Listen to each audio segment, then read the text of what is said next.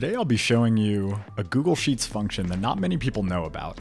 It's called SORTN, and it's going to help us get the top 10 most profitable customers and sum the lifetime profits from them. SORTN, first we have a range that we're sorting. N represents the number of items to be returned, so the number of rows to be returned. And then we're gonna leave display ties mode at 0. And then the criteria for sorting comes next. Now we can have multiple criteria. For this tutorial, we're just gonna stick with one. So the column that we want to sort is column C.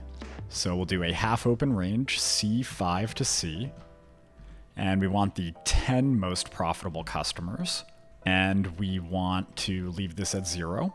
We're going to sort the lifetime profits from customers column as descending. So we're going to say false.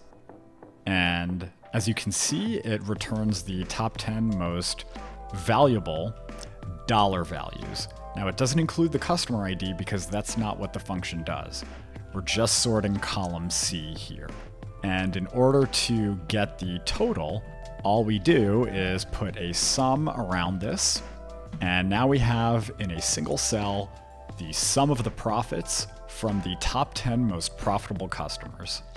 Thanks for watching.